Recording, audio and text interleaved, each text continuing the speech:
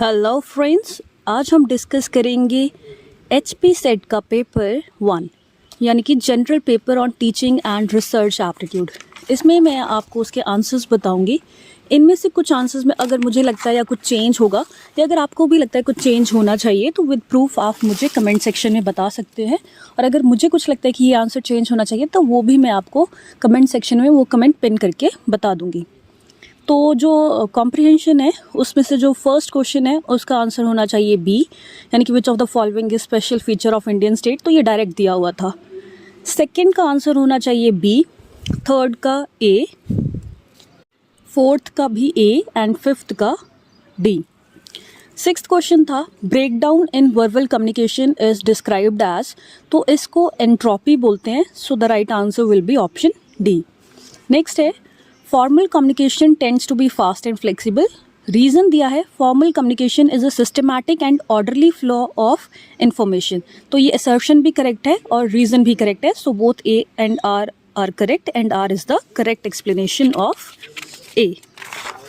Next question है हमारा communication से सिमेंटिक्स का। अगर आपको मतलब पता था तो वहीं से आप पूरा ये निकाल सकते हैं। सिमेंटिक्स क्या होता है? जब मैसेज ही फॉल्टी हो, मीनिंग में ही गड़बड़ हो, तो ए का सेकंड आएगा और उसी से हमें पता चल जाएगा कि इसका राइट आंसर होगा option B. Next is the communication among persons working at different levels who have no direct reporting relationship is called. तो जिनका डायरेक्ट रिलेशन नहीं है और डिफरेंट लेवल्स पे हैं तो ये क्या हो गए? डायगनल। तो राइट आंसर हो जाएगा diagonal communication. In a classroom transforming verbal and non verbal science back into messages called, तो इस चीज़ को डीकोडिंग बोलते हैं। नेक्स्ट जो क्वेश्चन था what is the next number, तो इसमें काफ़ी इजी था। लाइक पहले 7 हो रहा था ऐड, फिर 6 हो रहा था, फिर 5, फिर 4, तो नेक्स्ट में 3 होना था तो आंसर आ जाना था 12 में 3 जोड़ के 15। So the right answer is option B. Next is 3 bells ring together at 8 a.m. and then they ring at an interval of 6 minute, 9 minute and 12 minute respectively. When will they ring together again? तो इसमें अगर आप LCM निकालते तो easily हो जाना था, तो 36 आना था, जिससे हमें पता चलना था कि उतने टाइम बाद वो दोबारा रिंग करेंगे एक साथ। So the right answer is option B. तो ये कोड दे रखा था, इसमें आपको अगर आप इस कोड को लिख के देखते तो एक बार एक नंबर प्लस हो रहा था और एक बार एक माइनस हो रहा था, तो इस हिसाब से ऑप्शन ए करेक्ट आंसर होना था। Next is a man sells an item at loss of 40% if the actual loss is in rupees is 136, what is the actual cost of the item. So अगर आप इसको solve करेंगे तो उसका right answer option number D हो जाएगा। ये जो मैथ्स के क्वेश्चन है ये मैं अलग से वीडियो बना के आपको सॉल्व भी करवा दूंगी। Next is a group of 210 students appeared in some test. The mean of 1/3 of students is found to be 60. The mean of the remaining students is found to be 78. The mean of the whole group will be.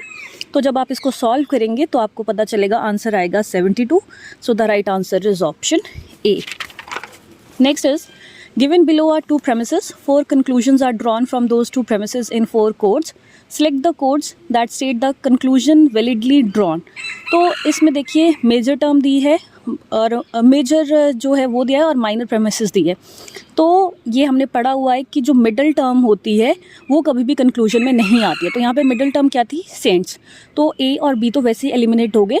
फिर उसके बाद जो minor term होती है वो conclusion की major term होती है और इस हिसाब से राइट आंसर हो जाएगा ऑप्शन सी।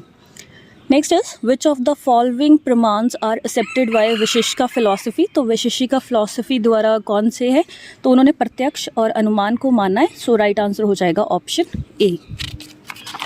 नेक्स्ट है a deductive argument is invalid if. Deductive argument invalid कब होगा? जब प्रेमिसेस ट्रू होंगी लेकिन कंक्लूजन फॉल्स होगा। तो इसका आंसर आ जाएगा option D. Just as melting ice cubes do not cause a glass of water to overflow, melting sea ice does not increase oceanic volume. What type of argument is it? तो इसमें देखिए as word से हम पता है क्योंकि दो चीज़ों को कंपेयर किया गया है कि एक ऐसी होती है फिर दूसरी ऐसी, तो एनालॉगी है इसमें। So the right answer is option A. Next is sound is eternal because it is produced, refers to which type of hetvabhasa. तो साउंड इटर्नल है क्योंकि ये प्रोड्यूस हो रही है, तो ये हेत्वाभास हो गया। तो राइट आंसर इसमें हो जाएगा ऑप्शन ए बाधिता, क्योंकि बाधा डल गई, साउंड को इटर्नल बोल दिया, पहले ही बाधा आ गई तो बाधिता। Next is NPTEL stands for तो ये हम सबको पता ही है, national programme on technology enhanced learning, so the right answer is option A. Video conferencing is an example of, तो ये मॉडर्न टेक्नोलॉजी भी है लेकिन सिंक्रोनस भी है, तो इसमें ज़्यादा एक्यूरेट आंसर जो होगा वो सिंक्रोनस टेक्नोलॉजी होगा कि सेम टाइम पर हमें आंसर मिल सकता है। जैसे सिंक्रोनस होता है कि अगर आप अभी सामने वाला आपको कुछ बता रहा है तो बीच में आप भी वो चीज़ बोल सकते हो, सेम टाइम रिस्पॉन्स जिस पे होता है, तो ये इसका राइट आंसर होगा। Next is netizen is a term use to describe someone who use network resources. Statement 2 है quick response code refers to concentration of picture elements. तो इसमें right answer option number C होना चाहिए, लेकिन ये थोड़ा doubtful है, तो अगर कुछ चेंज होता है तो मैं आपको कमेंट सेक्शन में ज़रूर बताऊंगी। Next is which of the following pairs shown in its service and it's corresponding protocol correctly match. तो ये ईमेल है, सिंपल मेल ट्रांसफर प्रोटोकॉल होता है, तो right answer will be option B. Next is which of the following are web search engines. तो इसमें 1 2 3 4 ये सारे ही होते हैं, सो राइट आंसर हो जाएगा यहाँ पर भी option B. Next is secretariat of convention of biodiversity CBD is situated in, तो ये है कनाडा में, Montreal Canada, so the right answer is option A. Next is greenhouse gases absorb the radiation energy mostly in which of the following region of solar spectrum. तो ये होता है infrared region में, so the right answer is option C. Next is which of the following air pollutants causes acid rain. तो acid rain कौन करते हैं, nitrogen oxide और सल्फर डाइऑक्साइड मेन होते हैं, और फिर इसमें अगर हम वो देखें तो उस हिसाब से राइट आंसर हो जाएगा, मतलब जो ज़्यादा एक्यूरेट आंसर होगा वो होगा option C. The substance that slows down the neutron to have controlled chain reaction during nuclear energy production is called। तो इसका राइट आंसर होता है मॉडरेटर, क्योंकि वो मॉडरेट कर देता है, उस चीज़ को स्लो डाउन कर देता है, so the right answer is option C. Next is the period of Sendai framework for disaster risk reduction is, तो इसका टाइम पीरियड है 2015 to 2030, so the right answer is option A. Next is which of the following is a characteristics related to non conventional learning. Non conventional यानी कि जो पहले नहीं थी अब है, तो उसमें क्या है, लर्नर सेंटर्ड एजुकेशन की बात हो रही है, ऑप्शन सी इसमें करेक्ट है। Next is which apex body coordinates and develops engineering education in India. तो AICTE all India council of technical education जो है वो इसके लिए काम कर रही है, so the right answer is option B. Next is the minimum degree qualification for teaching will be a 4-year integrated BEd degree by the year। तो इसका डायरेक्ट आंसर था option B, that is 2030। Next है which of the following are goals of higher education in India. तो access भी है, equity भी है, quality and excellence भी है, रेलेवेंस भी होनी चाहिए, वैल्यू बेस्ड एजुकेशन भी होनी चाहिए, लेकिन हायर एजुकेशन जो है वो कंपल्सरी और फ्री नहीं है, so the right answer is option C.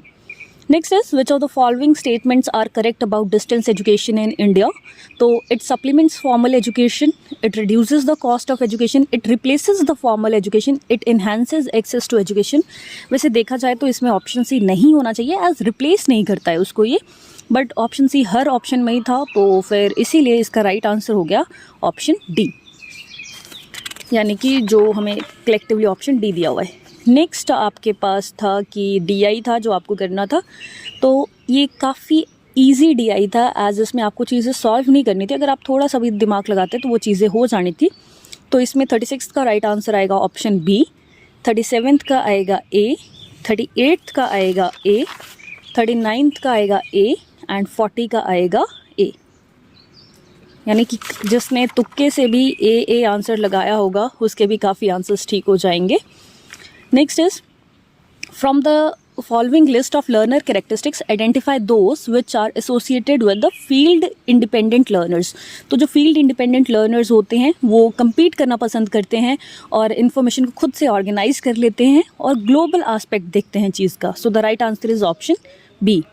The purpose of formative evaluation is, तो formative evaluation का purpose ये होता है कि बच्चे को कितना आता है वो देख के उसे और सिखाया जाए, so the right answer is accelerate students learning performance। Next is which of the following set of statements best represents the nature and objective of teaching and learning। तो एक तो ये कि teaching is like selling and learning is like buying। Teaching is a social act while learning is a personal act। Teaching implies learning whereas learning does not imply teaching। Teaching is a kind of delivery of knowledge while learning is like receiving it।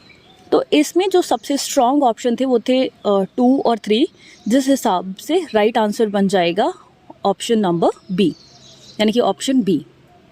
Which of the following is devoted to the telecasting high quality educational programs over TV? तो TV के लिए क्या है हमारे पास स्वयं प्रभा, जिसमें 40 DTH channels है जो हम काफ़ी बार डिस्कस भी कर चुके हैं।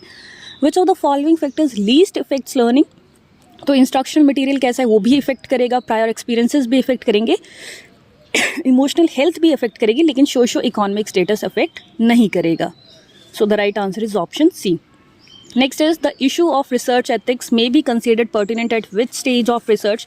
तो सबसे ज़्यादा डाटा कलेक्शन और इंटरप्रिटेशन के वक्त होता है, एज हम डाटा गलत तरीके से कलेक्ट कर सकते हैं, फेब्रिकेशन हो सकती है, डाटा की फॉल्सिफिकेशन हो सकती है और मैनिपुलेशन हो सकती है। तो अगर आपने रिसर्च पढ़ी है तो उसमें FFP पढ़ा होगा, जिससे ये आंसर आपको मिल जाना था। Next is which of the following is not a characteristic of experimental research? तो ऑब्जर्वेशन, मैनिपुलेशन और कंट्रोल, ये 3 मेन कैरेक्टरिस्टिक्स होते हैं, लेकिन कंटेंट एनालिसिस हम क्वालिटेटिव रिसर्च में करते हैं, तो इसीलिए कंटेंट एनालिसिस यानी कि ऑप्शन डी यहाँ पर करेक्ट हो जाएगा। विच sequence of activities best represent the cyclic nature of action research? तो एक्शन रिसर्च का क्या होता है, पावर से हमने याद रखा है उसको, plan, act, observe and reflect, यानी कि right answer is option A. Which of the following is not the critical feature of qualitative research? तो क्या नहीं है इसमें? एक्चुअल सेटिंग में किया जाता है, ये वर्ड और पिक्चर्स की फॉर्म में डाटा लेते हैं, रिलेशनशिप इस्टेब्लिश करने की कोशिश करते हैं सोशल इफेक्ट्स में, लेकिन रिसर्चर उसी चीज़ में एकदम डूब जाता है, ऐसा कुछ नहीं है। So the right answer is option D. Next is if a teacher wants to test the effectiveness of a new teaching method, say flipped classroom approach, which of the following research methods will help him best? तो इसके लिए सबसे best experimental research होना चाहिए। वैसे descriptive से भी हो सकता है, लेकिन जो ज़्यादा एक्यूरेट आंसर है वो एक्सपेरिमेंटल होना चाहिए, एज इसमें pre test, post test group बना के वो चेक कर सकते हैं कि कितना फ़र्क पड़ा है। तो right answer should be option D. So इससे आपको आइडिया लग गया होगा कि पेपर 1 में आपके कितने मार्क्स बन रहे हैं। एंड एज आपको पता ही है, ऐसे ही मैं आपके लिए इन्फॉर्मेटिव वीडियोस लाती रहती हूँ, तो मेरे चैनल को शेयर, लाइक एंड सब्सक्राइब ज़रूर करें। Thank you and stay connected for more videos.